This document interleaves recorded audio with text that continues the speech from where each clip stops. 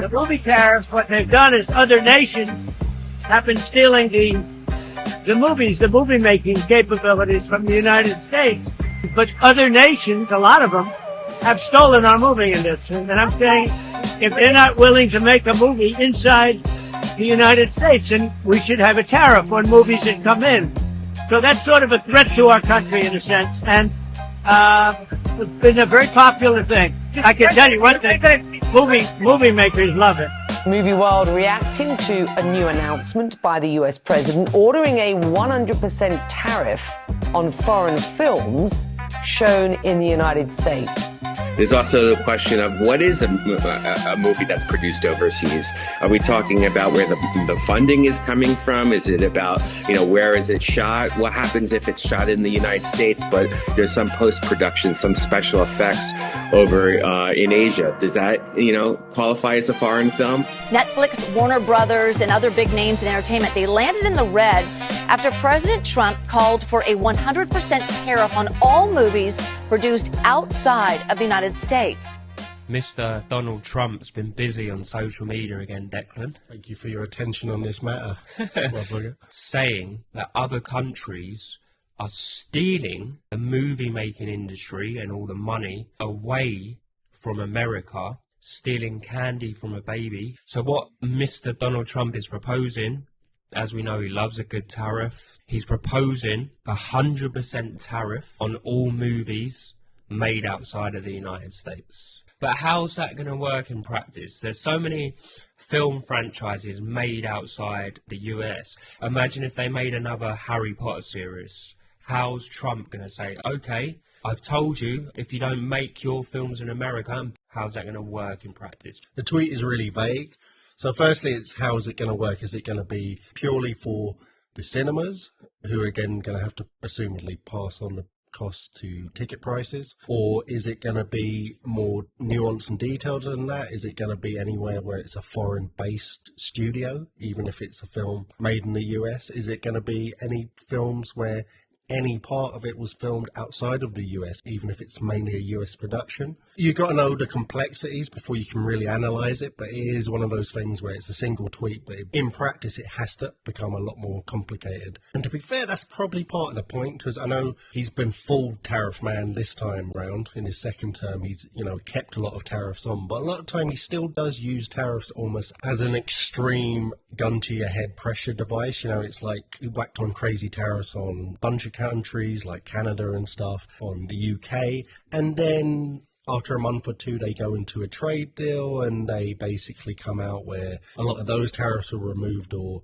reduced and they have better rates with that country. So it might be one of those things where he puts out this tweet, they start to implement it, the actual details start to come out, foreign and American studios react. Maybe an American studio says, okay, we're not going to go over to Eastern Europe or South Africa to film anymore because we get cheaper staff rates and it's much cheaper to film in general. We'll start filming in the good old USA. Because, like with all these things, as wacky as it sounds, there is truth to it. If you're making a film you're using American actors, it's an American story, but you're going and filming in South Africa, it's not like you're going to cast local South Africans. You're going to bring over still legit actors. The director's going to still be a Hollywood director, regardless of where he's from. Most of the crew will be local based. So you are losing money from the American economy for this American film. Do you know what I mean? So there is an element of truth to that. So if studios shit their pants and say, okay, we're going to stop filming overseas because it's much cheaper. We're going to start filming back in the USA. We're going to start using more American crew again, local American crew for the lower level jobs. You might see them take that down, or you might see part of the policy is if you do that, then you get a tariff exemption when you say want to import foreign films. Studios don't just make films, they buy a lot of films. They're also a lot of time owned by companies or have sister companies that are in the distribution game, or they're just in the distribution game themselves, so they might get exemptions there. So it might just be a way of forcing their hand of, don't be so greedy, you can still make all your money, but you can't cheap out on the actual productions and the crew, and you know there's got to be a give and take. But you know it's to be seen how it's going to work and what the actual idea behind it is and how far he's going to go with it and how long he's going to keep it and if there will be exemptions in place. But I mean, I'm not against it in principle. It does make sense to me. U.S. President Trump's tariffs are now hitting the silver screen. In a social media post, the U.S. president says he's ordering a 100% tariff on any movies that are being produced outside the United States. Trump says the movie industry is, quote, dying a very fast death because other countries are offering incentives to attract filmmakers and studios. To talk more about this morning, we're joined live by former Toronto Mayor John Tory. Mr. Tory, appreciate you joining us. I know how much you used to travel when you were in, the role of mayor, promoting Toronto as sort of Hollywood North, bringing, films and movies, TV shows, etc.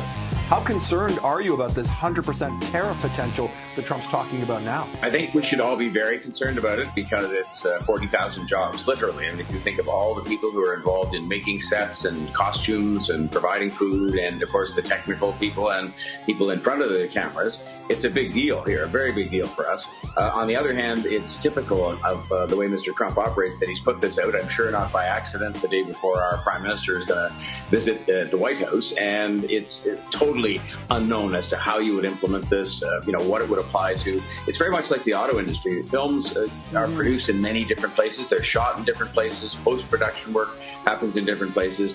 And so I don't think any of that has been thought through, but it should be a source of very, very genuine concern because a lot of jobs depend on it, not just in Toronto, but in other parts of Canada as well. Potential repercussions if the tariffs implemented. I think one of the key ones for me is the impact on the film goer. One of the reasons why cinema is struggling is because of streaming. Obviously, if the tariff comes in, they may have to raise ticket prices because the cost of the production's going up. What's the last film? Say One Battle After Another. Fantastic film. Wood Green View. And just the cost of going to the cinema is a fucking joke. Like, the price of the ticket, if you want to get popcorn, if you want to get a bottle of Coke, it's like fucking £3-4. If this tariff comes in, are people just going to be like, fuck it, I'm going to stream this illegally on the website? Well, it might trickle down eventually to affect us. Are you putting yourself in the shoes of an American audience goer? The tariffs wouldn't be affecting us, but I'm talking from, I guess in America, going to the cinema would be an expensive outing as well. In my opinion, if it trickles down to them, it will only get worse. Yeah, no, that's true. Assumedly, you'd get less foreign films because there's not many foreign blockbusters. This is assuming now that, I don't know, like blockbusters are filmed all over the world. If that constitutes it, obviously they'd count. But in general, like I'm going to assume blockbusters get some kind of loophole or they find a way to be within the contours of how the tariff's going to be imposed. So assume American blockbusters aren't included and American studio films in general in the future now aren't included because they start filming it and doing it all in America. There's not really many foreign blockbusters. Harry Potter, I guess, is one, but that's owned by an American company and it's filmed in England, but, maybe they could get around it in some way. But Harry Potter, even if it did have the tariff on it, is such a big market, it's gonna still end up in the USA. It's going to be fine. But smaller foreign films, obviously, they barely can make money anyway. Who's going to take the gamble now that it's like 100 times more expensive to get it over to America? So you'll have more room for American films. They still have to fill up all them screens. So you'll see potentially more opportunities for first-time American directors. It's not just the bad side. Like, you got to look at the potential upside, and like that would be a factor. Like, you need a certain amount of films filling cinema screens every week. You want them to be good ones, so I guess on that concept, it's better to have the whole world's movies getting produced or released weekly to choose from. If you're getting so many less smaller foreign films, then that's assumedly going to end up as more American first-time smaller films having to fill the space, and therefore more smaller American films, first-time directors getting an opportunity to actually make a film because there's going to be more demand for them. Another one, James Bond. Obviously, all the Ian Fleming books are now exhausted. He's dead, so they make new IPs and stuff like that and whatever. But generally in that film, Bond might go to like 11 or 12 different locations, mightn't he? So he might be in Mexico running across rooftops. He might be in, I don't know, Dubai on a skyscraper. So I was wondering the impact there, but again, this is quite a hard discussion to have because the tweet's so vague. And with Mr. Trump, DJ, I'll call him, there's always like a more underlying thing. Half the time I look at his stuff, is it because he's beefing with someone? And I think as part of this, he's called out the California governor, and he's responded to this. He's bit the bait. He called it 100% stupid, and he prefers a $7.5 billion federal tax credit to make America film again. I see what he's doing there. I mean, maybe it reads better than it sounds. That wasn't that good. But yeah, I mean, tax credits, I'm sure they work to an extent, but I mean, that doesn't stop you from still filming overseas and just pocketing the tax credit. Like, is that whole thing of if a corporation, say, ships all their call centers over to India and ships all their factories over to Sri Lanka and China and various places like they do, and they get a big tax credit, going to have a better bottom line at the quarterly fucking whatever they do where the cunt's pointing at the ziggly line that's going up and down. Little stick. Yeah, I'm not a businessman, I don't really know the jargon, but you know, do you know what I mean? So it's that thing where that's not helping average Joe dumb fuck you and me who could have worked in that call centre or in that factory when we're not YouTubing. So, I mean, I'm sure it would probably help the industry overall, but I don't know if you can just point to things like tax credits and just be like, that's a better option. Once you see how the idea behind the tariffs, like let's say, okay, if you were thinking of a way, we're playing it through, we're trying to think of a way it could actually work. Like you said, what if you're making an American film but they just go to fucking London for a trip? Like that, just filming in a location can't automatically make it fall into this tariff, because that's just harming films that aren't even doing anything wrong.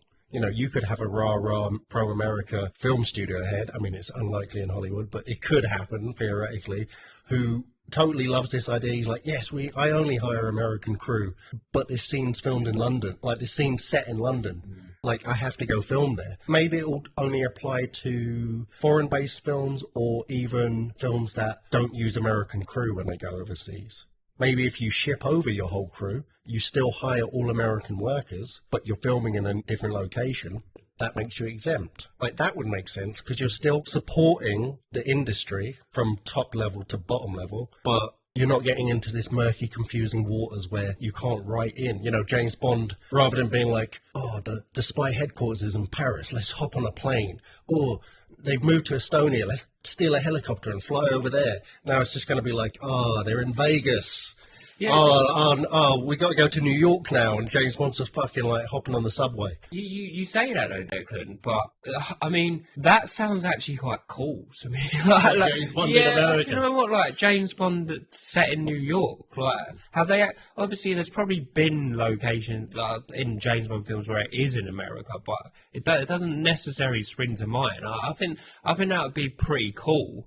And I wonder if this tariff does come in, but like maybe this will make studios think, these tariffs have come in. To get around this, let's write our films just be predominantly be set in America. You know, as you said, let's hire an all-American crew, because I'm actually pro protecting the jobs, the American people's jobs, because like you said, everything's getting outsourced. Trump's gone on record saying he thinks Hollywood's dying and all of this. I don't know, that could be one of his over exaggerations. I don't know how true that is, but obviously Hollywood is also iconic, so I want Hollywood to still thrive. Do you know what I mean? What I'm trying to say is I definitely back the sentiment behind it. I definitely back the sentiment of the iconic Hollywood being preserved, and also the American people's jobs being preserved. Like, also, should probably admit now, I haven't researched shit about. I'm going off all on vibes and the feeling I get. So fair. I might be wrong on a lot of what we're saying about like going overseas and stuff, and how like maybe they do bring an American crews a lot of the time, but from my understanding, they don't. For the most part, you hire most of the staff locally. Yes, he's gone nuts in his usual fashion. I'm afraid the reality of the industry is what they're not attending to. I think that is absolutely true, because otherwise the films wouldn't have moved elsewhere. You know, I mean, everybody's looking to make a film for the reasonable amount of money. and they're going to go where they can afford to go and where they will get the best benefits. And that's why film has become much more international and less American-based. My only worry is about the film that is made, like I just directed my first movie with a very modest budget in Scotland, which is, we don't make a lot of films in Scotland. And the idea of 100% tariff on my film would be a disaster, an absolute disaster. But yeah, it's funny, like you said, I agree with the American crew thing, hiring all American crews and shipping them over when they film internationally. But when you get into the actual creative side of it, like writing them to not be set outside of America, that's when it gets fucked up. Because it's like, no, you can't, like Dusk Till Dawn, they don't actually get to go to Mexico and have that whole sequence. True. It's like, what? No, like, it can't impact the material. It's got to be just the production, just the economics of it. It can't affect how they're actually going to write movies, because that would be fucked. That would be a terrible result. But it shouldn't have to, because the whole point of what we're saying here is the fact that, hey, South Africa can kind of double up as Nevada or Texas or whenever they're out in like one of those fucking deserty parts of America. So fuck it, let's film there. The old spaghetti westerns, why did they get made? Because Spanish people can double up as Mexicans, and the Spanish sort of plains and desert lands can double up as Texas. So that's why they got made. So you should be able to fake it. And there's also the fact that, Eyes Wide Shut is set in New York, and it was filmed entirely in London. Full Metal Jacket was not filmed in Vietnam. It wasn't even filmed in Laos or a kind of jungly place that looks like it could. It was filmed in East London. So you can get around all these things. Now, I'm not saying I want to go back to the old fucking everything's a set kind of filmmaking from like the 50s, but it shouldn't have to affect the creativity. It shouldn't have to affect the creative decisioning. And if it does, then that'd be a shame, because less freedom for the creative side of the industry is only going to make things worse. It's already fucked enough studio heads and producers getting involved and causing issues and saying, the chick superhero from The Watchmen can't be seen smoking because that's, some kids might watch this movie even though it's going to be an 18. So we got to cut that out. You already have horse shit like that and diluting and corrupting and messing with the creative people within the industry. It shouldn't have to affect that. It should only affect the economic side, and that's the economic side and technical side people in the industry's job to figure that out without it. But it probably will affect the creative side, like it always does eventually, even if it's kind of in indirect ways you wouldn't necessarily predict. I wonder what the impact would be if these tariffs are imposed on the American independent scene, because due to them putting the tariff in and obviously be cheaper for them to film within America, I'm wondering if we could see a flux of cool American indie films. Again, I'm all for that because I like those kind of films. I like those low budget, very American kind of films. And we're thinking in terms of like big cinema chains, but you think of like small art house cinema chains, the kind of films that are going to have a lot more ratio of foreign movies. They'll be in an even bigger position of like, fuck, who's the next PTA Anderson who's made a film for like fucking 300 grand? Find that guy. Like, it's not like they're just going to change house and be like, okay, we're now fucking only showing Marvel movies. They have their audience locally who want to see those kind of arty movies. They're going to have to just turn to American versions of those arty movies. Which I think will be good.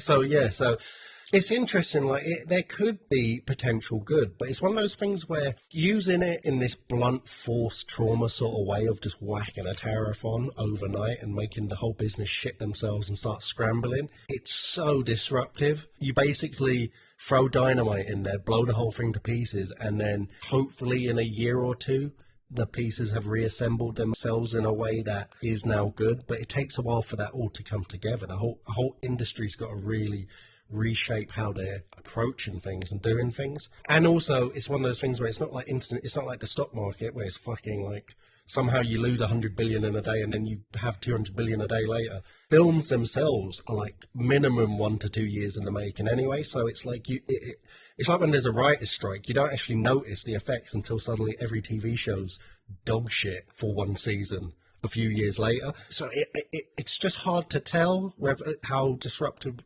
it will be, whether anything good will come out of it. after this news. Let's bring up the live market number for you. Netflix last year spent more than half of its budget on international production. 70% of its 300 million subscribers are outside the United States. Its stock down about 3.5% or more today. You have to assume that's mostly on this. Look, the markets are off slightly today, a bit of profit sharing going on, but I mean, that's a significant drop for Netflix today. What impact would this tariff have on consumers? How would it change things for the everyday viewer? And for tariffs on movie tickets, maybe that means that Netflix is in a better position. Maybe it means that people, stay home, don't go to the movie theater and just binge watch on Netflix. So until we have details about how this is going to be imposed, it's hard to really game out who's winning and who's losing. But we got to take it seriously. Obviously, Trump is all about tariffs. You're right. There are incentive ways to drive production in the United States. It's definitely a real issue. There used to be a vibrant economy in Hollywood that was based entirely on people producing movies. Potential pros and cons. So pro aims to protect US jobs. Mm-hmm. A con to that may raise consumer costs, tickets, streaming, disrupt co-productions. The butter you get on popcorns will go up. Well, funny you say this, but I saw something quite cool when I went to see one bar after another in the Wood Green. You get the popcorn, there's a machine in it, so you pay like £1 extra, and they just put like M&Ms on top of it. That's sick. Have you ever seen that? I mean, it's not so crazy an idea that I could probably conceive of it. But I don't know if I've seen it in person, no. Another con. Another con.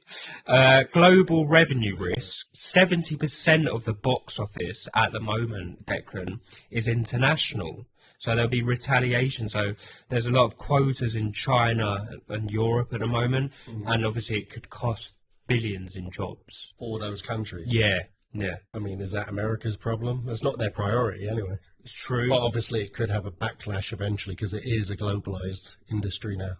Now, yeah, the China and Europe impacts. I mean, I do worry about these tariffs impact because obviously I'm a big fan of like Korean cinema. Obviously, you got huge filmmakers that are like well renowned, like what's the name, Bong Joon-ho or something. That sounds a bit rare. I forgot his name. Mickey 17 and what's his name? Bong Joon-un.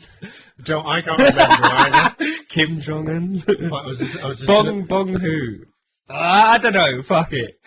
I mean, they're called Kim a lot. Let me. Should I Google it? If you want, yeah. All right, let me do my guess. Yeah, go on. Bong is definitely in there, I think. No, it is. Oh, what is his name? I love his films as well. Don't tell me. Park something. No, that's the director of Old Boy, Park Chan-wook. Oh, who are you talking about? I'm talking about Bong Joon-ho. Oh, well, are you? So he's directed... Parasite, you're talking about that guy? Yeah, Parasite, Memories of Murder. He's got 4 Academy Awards. Wonderful. How did we not remember his name? But... Well, you kind of did. Well, what's his name? His name is Bong Joon-ho. You were fucking close, I'll give you that. Yeah, I did say Bong. I did say Bong. His friends call him Bong. And obviously there's Park Chan-wook. Yeah, Park Chan-wook, which I think is his name without Googling it. Obviously, like, Old Boy. Did he do Snowpiercer as well? Oh, that was. I think that was... Oh, that was Bong Joon-ho. This sounds very racist. Well, I mean, if it was a weird French... I don't think you can say not remembering someone's name is racist. Well, you never know this day and age. So Park Chan-wook, so he done Decision to Leave, Old Boy, The Handmaiden, Lady Vengeance. Have you seen Mickey 17 yet, by the way? No, not yet. I really want to see it, but it's weird. Actually, do you know, that's a whole other thing. Yeah, I'm not even going to get onto that tangent. But what's your point? You like Korean films? My point is elongated, but my point is I like Korean cinema, really. Will it affect them in any way? it wouldn't matter where they're filmed. They're completely foreign films, so it would obviously affect them. But would it like, how would this tariff work in terms of them like importing the product to America? Is it there's no tariff on that? I don't. Of course there would be. It's a foreign film. Yeah. What do you mean? Yeah. Of course there So would be. if I'm stepping away from these well-known, world-renowned like Asian directors to someone not as well-known, but they might be a very good director, and they just don't have, because of the tariff, they don't have the means to make the film, or it's not worth them making the film for the American market because of this. How's that going to impact it? Do you know? Well, it's a weird one, because I'm sure a lot of the Korean films get over there in one way or another, but in terms of like, you don't get a Parasite very often. Like, Parasite was the first time where it was truly mainstream, and it was a mainstream success. Like, dorks like me and you will watch whatever Korean film comes out and be like, oh, you know, all excited, and go look even like the lesser known ones that film buffs might not even have heard of. But the majority of them, I wouldn't imagine, get over to the United States in any kind of meaningful way, like a big cinema run. So how much of a percentage of the Korean film industry's cinema-going public economy actually rests on success in the United States? There's probably not a lot. I think who would be more affected indirectly would be the UK. The UK produces so many film technical crew, and on the creative side, so many great writers, so many great directors, and that's before you even get into the fucking acting talent. Arguably, like, the past 10-20 years has, as a collective, maybe been the best a country's ever had at one time in terms of a single country's generation of actors, especially when you take in population ratio into account. Like, the English actors are just, British actors, incredible, punching above their weight. But the films are shit. Like, we don't make good films, ever. Really. We just don't, especially comparatively to the amount of talent. I don't know why. We just don't seem to be able to do it, because we have the talent. We have all areas of the talent is covered. We have all the crew, even going all the way back to the 70s with, or was it the 80s, with Aliens. James Cameron filmed that in England because the crew were cheaper, the labour union rights were not as infringing on things like the amount of hours they could work and stuff. So this is still going all the way back to the 80s and 70s, where this was a factor, where they were going over and using foreign crews and filming in foreign locations because it was way more economical. And the UK has massive studio spaces. Loads of big Hollywood films are made over here because of that. I don't know how we can't produce any good actual movies. The only thing you get is the occasional, like, nil by mouth kind of hard, gritty, fucking English Jeremy Cole kind of drama, or that sort of sickening, schmaltzy, an old man's going to walk across the whole country because his friend's dying, or some horse shit about the royal family that's made for Americans anyway. No one over here is really going to go see it. But anyway, that's a different tangent. But our share in the industry is built on being a location with excellent crew, excellent facilities to come and make movies. Maybe even the tariffs will allow films to be filmed over here, but they have to bring American crew over. Even in that scenario, it will be devastating to everything the UK's tried to implement over the past few decades to be a destination for filmmaking. It would completely fuck the UK. Yeah, I mean, that's going to impact on our... Hollywood's famous, but we have our famous, you know, like Pinewood Studios is probably one of the most famous film studios in the world. And they make excellent American films. Yeah. Do you know what I mean? Like, they, you know, we just don't make that. Like, we were better back in the day, like David Lean and stuff. He, like, even in the 90s, we at least had that, what was that geezer that made The English Patient and films like that.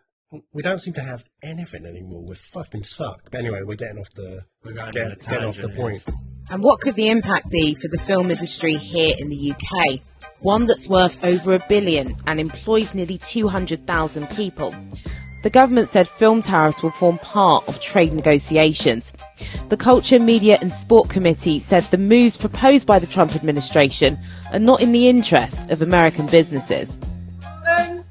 The entertainment union BECTU echoed that, while warning of serious harm if tariffs do get imposed. This evening, a White House spokesperson said no final decisions had been made yet on foreign films, But the impact of the proposal is already being felt, with Netflix, Disney and other media stocks falling.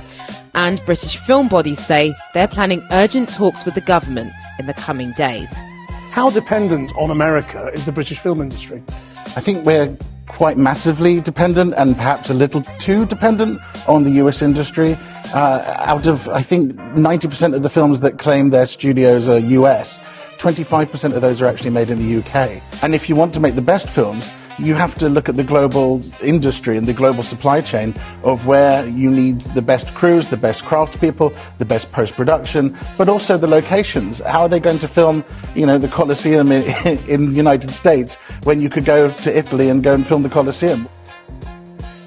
I understand the reasoning behind it, the impact that, outsourcing American production to other places has had on, jobs and Hollywood. From all the arguments and the debate we've had today, I just worry, maybe I'm being biased, being British, unfortunately, but the impact it might have on the British film industry, the impact that we discussed on the whole creative process of, them writing scripts would be like, remember Lord of the Rings, how beautiful the scenery was when they were running around the mountains and stuff, like so close to Tolkien's books. Imagine if they have a similar film to that and they're like, oh shit, this is such a great idea, but we're gonna be tariff, like, oh, scrap it, we need to make an American one. Well, counterpoint is they have mountains in America. True. They have woods. They kind of have every possible visual climate that you could need to film in. They have what could basically constitute rainforests in parts of the south and stuff, and there kind of is no argument in terms of that. Like, you could do it. Yeah, no, 100%. So let's be God for a second, or not God, Trump instead. We're Trump. We're trying to save the film industry. We have that level of pull out your mobile phone version of a magic wand and just tweet something and it becomes law and changes the whole industry around the world. How are we going to save the industry? Maybe not in terms of, well, you have to back up with something, but maybe you say, okay, like we said already, all right, you're going overseas, you're filming it over there, but you've got to bring in crew. If you do bring American crew, you get a big tax exempt. Yeah, maybe you throw tax cuts to companies at different levels, depending on, say, if they film overseas, but they bring an American crew, or even bigger tax cut if they use American crew and film within the United States. Do you know what? Outside of what he's doing, and with my limited knowledge, I don't really, it is quite hard. Like, what do you do? Maybe, I don't know, is there tax cuts for cinema chains? I was about to say, could you potentially, if you observed the tariff and filmed it within America using an American crew, is there cost cuttings that you could do somewhere else inside the process? Could you cut down the cost of distribution costs? Is that a potential one that you could look at? Or maybe have a tax exempt as long as a film is actually run in the cinema for a long enough time, because these smaller movies a lot of the time get removed really quickly because there's always a new fucking Marvel movie or whatever coming down the pipeline. Maybe you could say, okay, if you go to streaming too quickly and it's not in this number of cinemas around the country for this length of time, you'd lose out on a big old tax cut. Maybe even you get some sort of fine or whatever put on if it goes to streaming before a certain amount of time without being in the cinema long enough, and that might help smaller movies as well. Or it's going to sound like a bit of a weird one, but it would even out and potentially make more profit if more people went to see the film than. So, but basically what I'm trying to say is, if it's all American made and within the tariff, slightly cut the cost of the cinema ticket, but obviously then if more people go, then would have originally gone because the price was too high. Yeah, it would have balanced out to make more money. The problem is like, you can implement tax cuts, you can implement tariffs, you can implement these things that are going to change the bottom line one way or another, the margin line one way or another for these cinema chains and whatever, but they don't have to pass the cost or the savings on to the consumer automatically. They're always going to pass on the costs. They're never going to pass on the savings, really. Cinema tickets are so expensive. You can't, it'd be crazy to try and legislate a cap on cinema prices, for instance. At least it sounds crazy to me. So it's like, I don't know how you can improve the industry with pulling economic and regulation levers in the background as the government, but I don't know how you can really knowingly positively affect how expensive things are for cinema goers. Yeah, no, you got a good point. In theory, in my head, it works, but yeah, no. And obviously that then might impact like the smaller cinema chains who are struggling anyway, so scrap that one. But it sounds like a good idea, yeah. It is especially hard. when you've done very little research. It's pretty hard. There must be like some further background. Do you know what's interesting? I saw a video once where it was as he was tweeting something, and it was I think it was during this recent election campaign, I'm pretty sure, because he had Tulsi Gabbard in the room with him. There was a chick who was actually writing the tweet out as he spoke it, and he had a whole room of people kind of working with him how to word it and angle it. It was still all his vibe and his thing, but kind of like pitching in like maybe this. Tulsi Gabbard was kind of being like, oh, putting this at the end and helping shape it. And it was actually this whole more team effort, collaborative, and also kind of professional nearly sort of setup, which is so obvious. Like, of course, I never really thought about how he was composing these tweets, because it does kind of just sound like the scenario you painted, but it made total sense that it is this more kind of elaborate professional operation of the way he does it. See, I wouldn't think that, because like the way it's all in capital letters, I just assume that he was like angry on that specific day, so he just like tweeted out a load of rhetoric. But as things stand and what we know, the limited information we know, I would actually, after this conversation, I would actually be against this tariff, because like the impact on the whole creative process of potentially being so scared of the impact of the tariffs if you don't do it predominantly in America, and the impact on other countries, like you said, foreign independent films, the brilliant British industry, will they take a hit on it? I'm going to say fuck this. I don't agree with it. Sorry, Donald. Was the lack of clarity is the issue, obviously, like not knowing what this actually constitutes is the thing you can't plan for. But maybe that's also partly intentional. Like maybe it's almost you throw out this crazy thing into the world with zero details. The whole world reacts, discusses possible ways of how it might happen, how it might work, how it might affect things. And it's almost like a crowdsourcing expedition of hearing all these different points of view, hearing all these reactions to what it might be, what could work, what couldn't, who comes out with this is a good idea. I'm not saying like everything Trump does is four-dimensional chess and all that shit people say, but there probably is a sense of strategy. Like we know that the last Tory government constantly would leak out possible new proposals a few days before or a week before to try and gauge what people's reaction would be, but also then kind of crowdsource a bit, use that as like a fishing expedition of what they could do differently, but also you get to react beforehand to what the arguments against it are going to be, so you can have your counter arguments ready. The whole lack of clarity might be totally intentional. But yeah, like you said, until you get some clarity of what it's going to be like, it's impossible to know. It's impossible to totally pass judgment on it. I agree with the sentiment, but again, it's just one of them things where the film industry, maybe it needs a shake-up. It's kind of on its knees. People going to the cinema less and less. The films are worse and worse to an extent. Like, that's actually probably unfair, because I think we're going for a bit of a mini golden age with smaller mid-level films. The studios have never been more in control and less creative, less willing to invest in new franchises and ideas. It's all about buying pre-existing franchises and just milking them to death, making 100 different fucking spin-off series of shows that aren't even that great. Like what's that Western show? Yellowstone, yeah. It was all right. Like, it was pretty good. I thought it was overrated. The second season was dog shit. But did that need like 4 spin-offs? Does the Lord of the Rings need like 17 different series coming out? Does Star Wars need so many fucking different shows? Does Marvel need so many shows? It's like, so I don't know. I mean, I don't even know how that's related, but maybe the industry needs some sort of big existential crisis shake up of how everything works.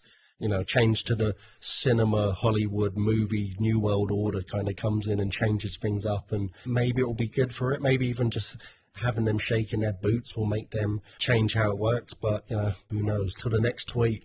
Well, you never know, Declan. Mr. Donald Trump might see this episode and be like, Declan and Phil. Look at these two slobs. yeah. Look at them in their little studio talking Dressed about... like shit, he's vaping. yeah. Maybe he'll see it and think, they make some sense. Let me scrap the tariff, But I doubt it.